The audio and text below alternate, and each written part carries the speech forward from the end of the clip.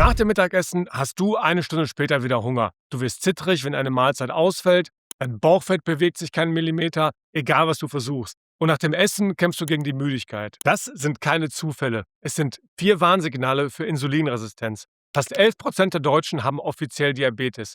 Die Hälfte aller Fälle ist jedoch nicht einmal diagnostiziert. In diesem Video zeige ich dir die 10 Lebensmittel, die deinen Blutzucker zerstören, sowie die 20 Lebensmittel, die ihn senken und dein Bauchfett schmelzen lassen. Die Erkenntnisse in diesem Video basieren auf den Arbeiten von Dr. Andreas Michalsen, Dr. Benjamin Bigman, Dr. Jason Fung, Jesse Inchauspé und anderer Fachleute. Keine Medikamente und auch keine Supplemente, nur Logik.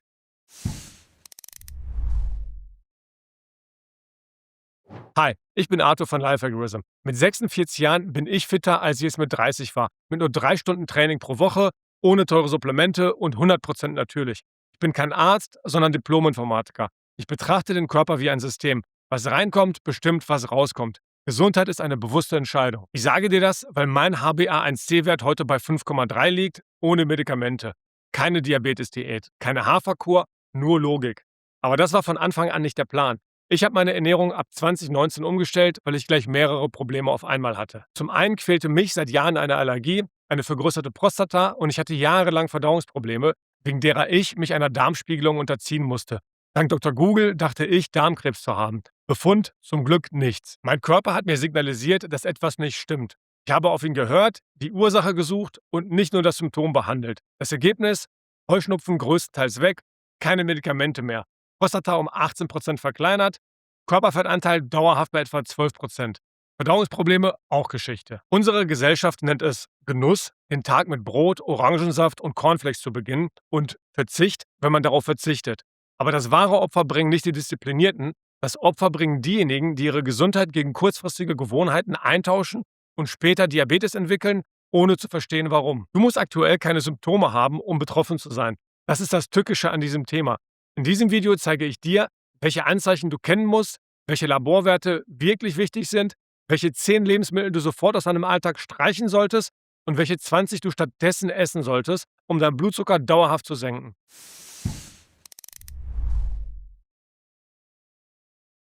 Fast 11% der Deutschen haben offiziell Diabetes. Klingt nach einer Minderheit, aber Dr. Werner Paul, ein befreundeter Diabetologe, schätzt, dass bis zu 50% der Fälle noch gar nicht diagnostiziert sind. Die Betroffenen merken es nur daran, dass sie zittrig werden, wenn sie eine Mahlzeit auslassen. Das Zittrige ist kein Hunger. Das ist dein Körper im Alarmzustand. Ich habe dazu ein ausführliches Interview mit Dr. Werner Paul aufgenommen, das ich dir hier verlinke. Meine persönliche Schätzung: Bereits jeder zweite Erwachsene in Deutschland ist insulinresistent, ohne es zu wissen. Aber was bedeutet Insulinresistenz eigentlich? Um das zu verstehen, müssen wir die Zeit etwas zurückdrehen. Denn dein Körper hat bis heute keine Ahnung, dass es Supermärkte gibt. Stell dir Insulin wie einen Quartiermeister vor dem Winter vor. Deine Vorfahren stolpern über einen riesigen Brombeerbusch, vollreif Ende des Sommers. Der Quartiermeister schlägt sofort Alarm. Einlagern, der Winter kommt. Er reißt die Türen der Fettzellen auf und ruft die Erntehelfer rein. Und solange er in seine Trillerpfeife bläst, also solange Insulin im Blut ist, schwingen diese Türen nur nach innen, nur nach innen. Fetteinlagerung an, Fettverbrennung aus. Das war ein Überlebensmechanismus. Früchte gab es nur kurz im Jahr. Aber heutzutage sollst du jeden Tag 5 Stücke Obst oder Gemüse essen. Dazu kommen Haferflocken, Orangensaft, Vollkornbrot und Nudeln etc. Und der Quartiermeister bläst den ganzen Tag in seine Trillerpfeife, weil er nicht weiß, dass der Supermarkt morgen noch auf hat. Die Türen schwingen pausenlos nach innen. Dein Körper verbrennt kein Fett. Nicht, weil er kaputt ist, sondern weil Insulin ihm genau das befiehlt. Wenn dieser Alarm dauerhaft läuft, fangen die Zellen an, ihn zu ignorieren. Sie stumpfen irgendwann ab. Die Bauchspeicheldrüse schickt immer mehr Insulin, bis sie irgendwann nicht mehr mitkommt. Erst dann kippt der Blutzucker. Und zu diesem Zeitpunkt ist die Insulinresistenz bereits seit Jahren da. Hier ist der Beweis, der jeden Zweifel beseitigt. Es gibt ein Phänomen namens Diabulimie. Typ-1-Diabetiker spritzen sich absichtlich zu wenig Insulin. Das Ergebnis: Sie verbrennen alles und magern trotz enormer Kalorienzufuhr lebensbedrohlich ab. Fazit: Ohne Insulin kann keine einzige Fettzelle wachsen. Das ist keine Meinung, sondern Biochemie. Deshalb ist nüchtern Insulin der entscheidende Wert, der kaum gemessen wird. Dr. Benjamin Bigman, einer der weltweit führenden Forscher zum Thema Insulinresistenz, bringt es hier auf den Punkt. Liegen an unserem glukosezentrierten Paradigma. Der konventionelle Kliniker misst nur den Glukosespiegel, wenn der Patient zum Jahrescheck kommt, ohne dabei den Insulinspiegel des Patienten zu beachten. Wenn wir das Paradigma ein wenig erweitern und Insulin mit einbeziehen würden, dann messen wir plötzlich die frühesten Anzeichen von Insulinresistenz, denn es ist das Insulin selbst, das gemessen werden sollte. Wenn wir uns ein Bild nicht nur von der Stoffwechselgesundheit des Patienten machen wollen, sondern auch von seiner Insulinresistenz. Um das also anders auszudrücken, Typ-2-Diabetes liegt vor, wenn das Insulin zwar hoch ist, aber den Kampf allmählich verliert und nun auch der Glukosewert steigt. Dann sagt der konventionell ausgebildete Arzt, oh, der Glukosewert ist erhöht, also haben Sie Diabetes oder Prädiabetes. Doch in den frühesten Stadien ist die Glukose noch normal. Aber im Körper herrscht ein kalter Krieg, bei dem die Insulinwerte noch 2 oder 3 oder 4-mal so hoch sind wie früher. Es muss so hoch sein, aber es funktioniert gut genug, um die Glukose im Zaum zu halten. Das glukosezentrierte Paradigma lässt uns also den ersten metabolischen Warnhinweis übersehen, nämlich das Insulin. Der Kanarienvogel in der Kohlemine. Früher nahmen Bergarbeiter Kanarienvögel mit unter Tage. Wenn der Vogel starb, wussten sie, die Luft ist vergiftet, raus hier. Der nüchtern Blutzucker ist der Bergarbeiter, der als letzter zusammenbricht. Nüchtern Insulin ist der Kanarienvogel. Wer nur den Zucker misst, wartet auf den Bergarbeiter und fällt erst um, wenn es fast zu spät ist.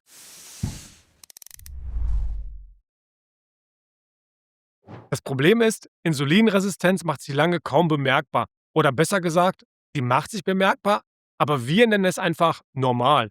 Kennst du das? Du isst Mittag und bist eine Stunde später schon wieder hungrig. Du brauchst nach dem Essen Kaffee, um wach zu bleiben. Du hast Bauchfett, das sich trotz Diät nicht bewegt. Du wirst zittrig oder gereizt, wenn du eine Mahlzeit auslässt. Das sind keine Zufälle. Das ist dein Körper, der dir sagt, dass dein Insulinsystem unter Stress steht. Es gibt 2 körperliche Zeichen, die kaum jemand kennt.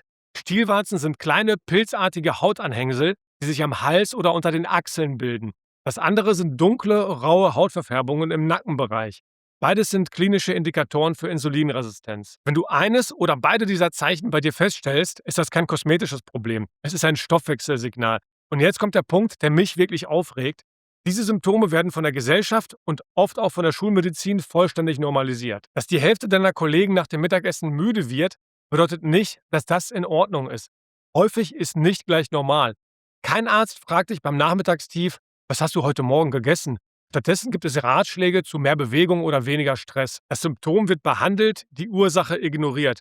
Mehr über die versteckten Zusammenhänge zwischen Ernährung und chronischen Erkrankungen erkläre ich in meinem Video über die 9 größten Alltagskrankmacher, das ich dir hier verlinke.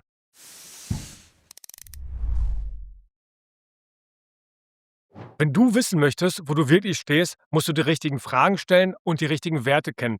Der erste Wert, den dein Hausarzt vielleicht misst, ist der Nüchternblutzucker, welcher aber standardmäßig weder im kleinen noch im großen Blutbild enthalten ist. Ein Nüchternblutzucker unter 100 Milligramm pro Deziliter ist optimal.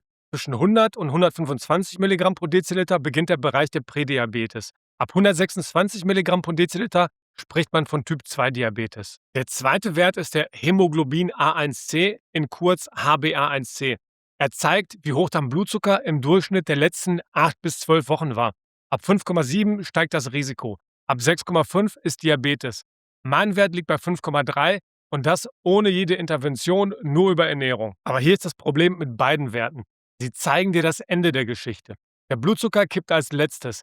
Jahrelang kann die Bauchspeicheldrüse Überstunden machen, immer mehr Insulin produzieren, um den Zucker im Griff zu behalten. Der nüchtern Blutzucker bleibt dabei im grünen Bereich. Alles normal. Dabei ist der Stoffwechsel längst im freien Fall. Deshalb ist nüchtern Insulin der Wert, den jeder mal bestimmen sollte, der wissen möchte, ob sein System noch funktioniert. Dein Arzt bestellt diesen Wert routinemäßig nicht, wenn überhaupt nur nüchtern Blutzucker. Es ist keine böse Absicht, sondern ein strukturelles Problem, basierend auf der Ausbildung des Arztes. Frühzeitig erkannte Insulinresistenz lässt sich durch Lebensstil vollständig umkehren. Ein weit fortgeschrittener Typ-2-Diabetes landet auf dem Medikamentenkarussell und das ist für die Pharmaindustrie deutlich profitabler. Ein vierter Wert, den du kennen solltest, der Triglycerid zu HDL-Quotient. Teile deinen Triglyceridwert durch deinen HDL-Wert. Unter 1,5 bedeutet große harmlose LDL-Partikel.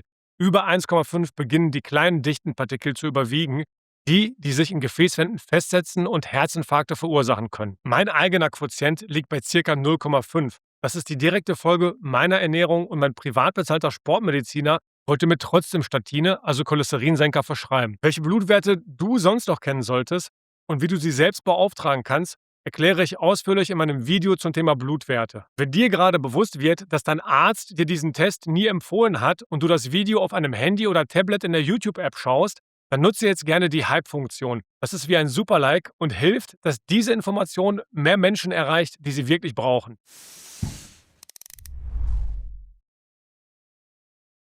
Jetzt wird es kurz etwas technischer, aber es lohnt sich, denn ohne dieses Wissen kannst du nicht verstehen, warum manche Lebensmittel so viel gefährlicher sind als ihr Ruf. Wenn du Zucker isst, egal ob Haushaltszucker, Honig oder Agavendicksaft, besteht er immer aus zwei Teilen. Ein Teil Glucose und ein Teil Fructose. Glucose ist das Energiemolekül, das nahezu jede Körperzelle direkt verbrennen kann. Fructose hingegen kann fast ausschließlich die Leber verarbeiten. Was passiert, wenn zu viel Fructose auf einmal in die Leber kommt? Die Leber ist überfordert. Was sie nicht metabolisieren kann, wird direkt in Fett umgewandelt. Das ist der direkte Weg zur nichtalkoholischen Fettleber und von dort zur Insulinresistenz der Leber selbst. Wie du dich ernähren solltest, um keine Fettleber zu bekommen, habe ich in einem eigenen Video erklärt, das ich dir hier verlinke. Das tückische Fructose erzeugt keinen direkten Insulinspike. Deshalb galt sie jahrzehntelang als diabetikerfreundlich. Honig gilt bis heute als gesunder Zucker. Ja, Honig hat wertvolle Inhaltsstoffe, aber als tägliche Ausrede zum Süßen ist er der letzte Nagel im Sarg für deine Insulinsensitivität. Jetzt musst du zwei Konzepte verstehen, die kaum jemand erklärt, aber die alles verändern. Das erste ist der glykämische Index, kurz GI. Er beschreibt, wie schnell ein Lebensmittel deinen Blutzucker ansteigen lässt. Reiner Traubenzucker hat einen GI von 100. Das ist die Referenz. Weißbrot liegt bei etwa 70, Brokkoli bei 10. Je höher der Wert, desto schneller steigt dein Blutzucker und desto heftiger fällt er danach wieder ab. Dieser Absturz ist das eigentliche Problem.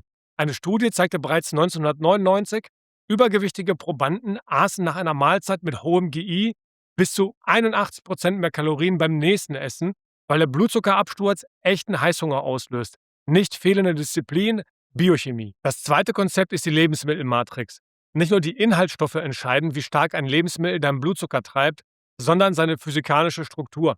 Instant-Haferflocken und Steel-Cut-Hafer, beziehungsweise auch als Hafergrütze bezeichnet, haben fast identische Zutaten. Aber Instant-Haferflocken werden staubfein vermahlen. Die schützende Matrix ist zerstört. Der Körper muss keine Verdauungsarbeit mehr leisten. Der Zucker geht direkt ins Blut. Über Haferflocken habe ich übrigens auch ein Video gemacht. Und jetzt zu meinem absoluten Lieblingsbeispiel für kompletten Ernährungsschwachsinn. Reiswaffeln. Sie werden seit Jahren als Diätsnack verkauft. Kalorienarm, leicht, gesund. Der glykämische Index von Reiswaffeln liegt bei nahezu 100, identisch mit reinem Traubenzucker. Wie ist das möglich? Beim Aufpuffen wird Reis mit Hochdruck behandelt. Die Glukosemoleküle werden physisch voneinander getrennt. Was übrig bleibt, ist strukturell purer Zucker. Wer Reiswaffeln zum Abnehmen isst, füttert seinen Quartiermeister, den wir vorhin besprochen haben, mit dem direktesten Treibstoff, den es gibt. Hör dir an, was Jesse Inchauspé und Thomas DeLauer dazu sagen. Ja, das ist also ein perfektes Beispiel, ein Paradebeispiel für die gesamte Kaloriengleichung, richtig? Man könnte also sagen, dass Reiskuchen nur 90 Kalorien pro Kuchen haben und diese hier sogar gesüßt sind. Das ist also nicht einmal das perfekte Beispiel. Aber wenn man normale Puffreiskuchen isst und nur die Kalorien zählt, würde man sagen, oh, die haben nur 50 Kalorien. Das ist eine tolle Möglichkeit, sich satt zu essen. das ist der höchste Anstieg, den es gibt. Ich meine, der glykämische Index von Puffreis liegt bei 100.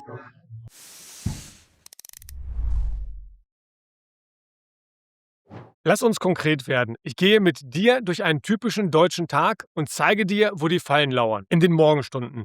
Erstens Instant-Haferflocken und Porridge aus der Tüte. Staubfein vermahlen, die schützende Matrix zerstört. Glykämischer Index zwischen 70 und 90. Der Wolf im Schafspelz. Zweitens Orangensaft. Auch der 100% Direktsaft aus dem Kühlregal und ja, auch der frisch gepresste. Du nimmst die konzentrierte Fructose der ganzen Frucht, aber ohne den Ballaststoff der Orange, der die Aufnahme bremsen würde. Das ist Zuckerwasser mit Vitaminmarketing. Drittens Cornflakes und Knuspermüsli. Der Extrusionsprozess bricht die Stärkeketten auf. Müsli ist oft noch schlimmer. Rohrzucker steht sehr oft auf den ersten Plätzen der Zutatenliste und die Zutatenliste ist übrigens nach Anteil sortiert, von viel bis wenig. Viertens Reiswaffeln und Puffreis. Wie ich gerade erklärt habe, glykämischer Index von nahezu 100. Das gleiche gilt für Maiswaffeln. Jetzt zum Mittagstisch. Fünftens Pommes frites. Frittierte Stärke in konzentrierter Form. Durch den Wasserverlust beim Frittieren steigt der Kohlenhydratanteil pro 100 Gramm drastisch an. Sechstens glutenfreie Pasta aus braunem Reis. Viele greifen hier bewusst zur vermeintlich gesünderen Alternative. Aber braunes Reismehl wird pulverisiert und extrudiert. Der glykämische Index ist höher als bei weißem Reis. 7. Weißbrot, Brötchen, Baguette etc. Fein gemahlene Stärke ohne Ballaststoffe. Eine Scheibe Toast entspricht im Blutzuckereffekt etwa 4 Teelöffeln Zucker. Mehr zur Wahrheit über Brot und Getreide erkläre ich in meinem Video dazu, das ich dir hier verlinke. Jetzt zum Abend und zum Snacken. 8. Salzstangen. Sie zerfallen bereits im Mund durch das Enzym Speichelamylase in reine Glucose, noch bevor du geschluckt hast. 9. Produkte mit der Aufschrift zuckerfrei, die aber Maltodextrin enthalten. Maltodextrin hat einen glykämischen Index zwischen 85 und 110, kann also sogar noch höher sein als Traubenzucker, was der Referenzwert ist. Das ist legaler Etikettenbetrug. Und 10. selbstgemachte Smoothies, aber auch gekaufte Smoothies und Fruchtsäfte. Egal wie viel Spinat du reinwirfst, sobald die Ballaststoffstruktur durch den Mixer zerstört ist, ist es Zuckerwasser. Für fast jedes dieser Lebensmittel gibt es auf dem YouTube-Kanal Insulin Resistant One eine echte Messung mit einem Continuous Glucose Monitor, einem CGM. Das sind die kleinen runden Aufkleber am Oberarm von Diabetikern. Ich verlinke den Kanal unten in der Videobeschreibung. Es gibt kein besseres Argument als eine echte Blutzuckerkurve.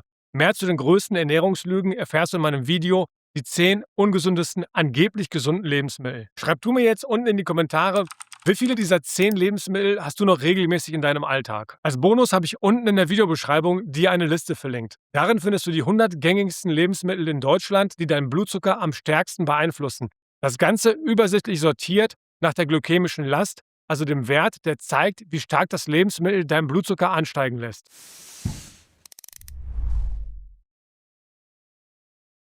Jetzt kommt der Teil, der genauso wichtig ist wie die Verbotsliste. Denn so eine Ernährung scheitert nicht an Willenskraft, sondern an fehlendem Plan. Das Fundament: tierisches Protein und gesunde Fette.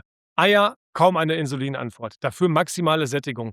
Rinderhack, Steak, Geflügel, 0 Kohlenhydrate, sättigt stundenlang. Fetter Fisch wie Wildlachs, Makrele und Sardinen. Vollfetter Käse, Butter, Olivenöl und Kokosöl. Fett allein erzeugt keine Insulinantwort. Nur die Kombination aus Fett und Kohlenhydraten ist das Problem. Dann das Gemüsefundament. Zucchini, Gurke und Avocado sind erste Wahl. Wenig Antinährstoffe und minimaler glykämischer Index. Brokkoli und Blumenkohl am besten gegart. Rucola und Feldsalat statt Spinat. Spinat enthält viele Oxalate. Sauerkraut und Kimchi als Bonus. Fermentation baut Antinährstoffe ab und stärkt den Darm. Nüsse und Samen mit Bedacht. Macadamia ist die beste Wahl. Wenig Antinährstoffe, kaum Omega-6, kaum Lektine. Walnüsse haben das beste Omega-6 zu Omega-3-Verhältnis aller Nüsse. Hanfsamen liefern ein gutes Fettsäureprofil bei wenig Antinährstoffen. Obst mit Bedacht. Beeren, Heidelbeeren, Himbeeren, Erdbeeren sind relativ niedrig in Fructose und hoch in Ballaststoffen. Zitrone und Limette als Würze, nicht als Saft. Und dann ist da das Thema, das für viele der echte Schmerzpunkt bei Low Carb ist. Brot, Haferflocken, Nudeln, Brötchen, Reis etc. Das ist nicht nur Ernährung, das ist Gewohnheit, Kultur, Kindheitserinnerung. Ich sage nicht, vergiss das für immer. Ich sage, finde Alternativen, die deinen Körper nicht sabotieren. Wenn du dich jetzt fragst, was esse ich statt Reiswaffeln und anderen für den Blutzucker problematischen Lebensmitteln wie Brot, Nudeln, Brötchen, Kartoffelchips etc., dann habe ich mit Panifactum genau dafür eine Lösung entwickelt. Ich habe mit Matthias, dem Gründer von Panifactum, und Juri, dem Marketingchef, eine eigene Landingpage erstellt, auf der du meine persönlich ausgewählten Life-Algorithm-Pakete findest. Das Basispaket enthält das Low-Carb-Brot, das kräftige, mit weniger als 0,5 Gramm Kohlenhydraten pro 100 Gramm, dann die Low-Carb-Pizzaschnitte, dann die Low-Carb-Bandnudeln, was super ist, dann kann ich auch bei Nudelgerichten mitessen, zum Beispiel bei Bolognese oder so, dann das Low-Carb-Knäckebrot mit Sonnenblumenkernen, was der Favorit meiner Frau ist, und dann, wenn man einen Nachtisch möchte, die Low-Carb-Bites im Geschmack Kakaonuss. Das sogenannte Performance-Bundle ergänzt diese Auswahl um das Low-Carb-Brot, das Feine, dann die Lower-Carb-Protein-Burger-Buns, dann kann ich auch Burger mitessen, wenn die Kids Burger bekommen, dann die Energy Balls, ich bin nicht so der Snacker, aber viele von euch snacken halt gerne auf dem Sofa abends, dann das Low-Carb-Knäckebrot Rosmarin, was mein persönlicher Favorit ist, und dann auch als Nachtisch die Low-Carb-Bites mit Himbeer. Alles ist getreidefrei, glutenfrei und auf das in diesem Video erklärte System abgestimmt. Die entsprechenden Links findest du hier als QR-Code und in der Videobeschreibung. Das Schöne an den Bundles ist, dass sie mit 15% Rabatt verkauft werden im Vergleich zur Einzelbestellung. Natürlich findest du die Produkte auch auf lifealgorithm.de unter Top 3 Produkte, Ernährung und dann Life Algorithm Bundles. Auch für diese Kategorie habe ich in der Videobeschreibung eine Liste verlinkt. Darin findest du die 100 gängigsten Lebensmittel in Deutschland, die deinen Blutzucker am wenigsten beeinflussen. Die Liste ist ebenfalls nach der glykämischen Last sortiert.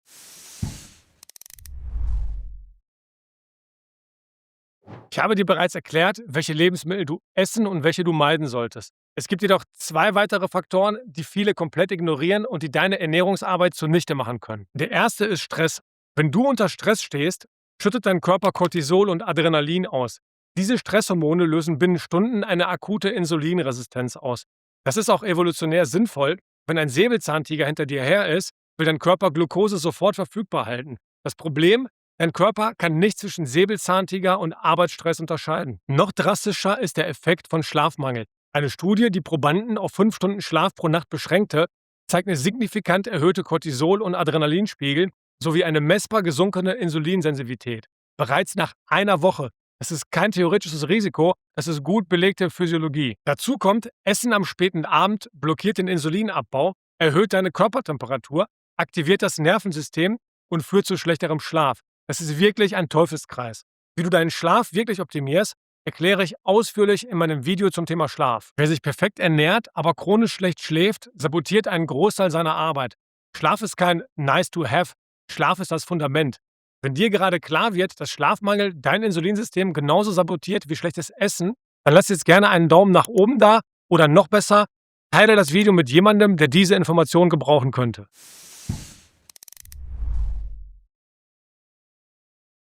Der zweite unterschätzte Faktor: Mahlzeitenfrequenz. Jedes Mal, wenn du etwas mit hohem GI isst, wie Brot oder ein Glas Saft, schüttet dein Körper Insulin aus. Jeder Snack ist ein Insulinpeak und solange Insulin im Blut ist, findet keine Fettverbrennung statt. Keine Lipolyse, keine Ketogenese, kein Fettabbau. Oft hört man von Ernährungsberatern, dass man viele kleine Mahlzeiten essen soll. Ich sage, das ist der allergrößte Schwachsinn überhaupt. Aus Sicht der Insulinbiologie ist das ein Rezept für chronisch erhöhte Insulinspiegel von morgens bis abends, ohne Pause. Mein Protokoll ist das Gegenteil. 2 Mahlzeiten am Tag. Keine Snacks, gar keine. Nicht, weil ich mich täglich überwinde, sondern weil ich den Mechanismus verstehe. Wenn zwischen den Mahlzeiten kein Insulin ausgeschüttet wird, kann der Körper in den Fettverbrennungsmodus wechseln. Das ist normale Physiologie, die wir durch Snacken und viele kleine Mahlzeiten außer Kraft setzen. Warum Kalorien zählen dabei übrigens nie funktioniert und was wirklich zählt, erkläre ich in meinem Video zum Thema Körperfettanteil. Jetzt ein kleines YouTube-Quiz. Welcher Wert warnt am frühesten vor Insulinresistenz, lange bevor der Blutzucker kippt? A. Nüchtern Blutzucker, B. HbA1c, C. Nüchtern Insulin oder D. LDL-Cholesterin.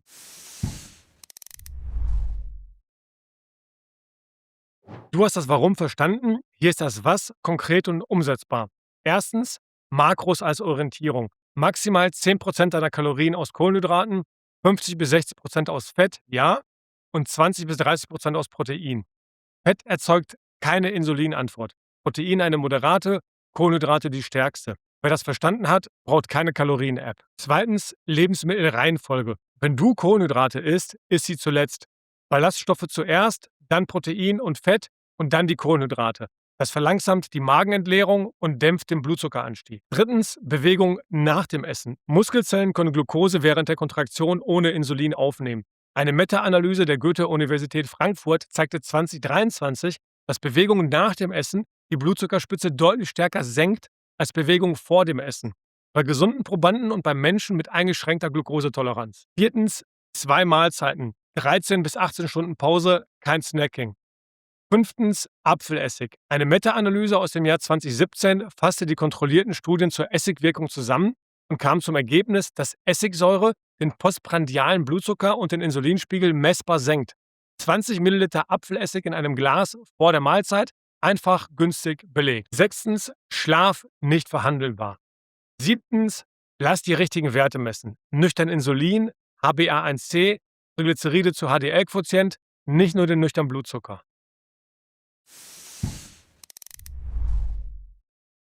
Fassen wir das Video nochmal kurz zusammen. Erstens, meiner Meinung nach ist fast jeder zweite Deutsche insulinresistent, ohne es zu wissen. Lass also dein nüchtern Insulin messen, nicht nur dein nüchtern Blutzucker. Zweitens, Fructose ist das trojanische Pferd. Sie erzeugt keine Blutzuckerspitze, überlastet aber die Leber und macht sie insulinresistent. Drittens, die schlimmsten Saboteure tarnen sich als gesunde Lebensmittel. Reiswaffeln, Orangensaft, Smoothies, glutenfreie Nudeln. Die Struktur ist genauso wichtig wie die Zutaten. Viertens, stoppe das Snacking. Komplett. Jeder Snack ist ein Insulinpeak, der die Fettverbrennung unterbricht. 5. Schlaf ist kein weicher Faktor.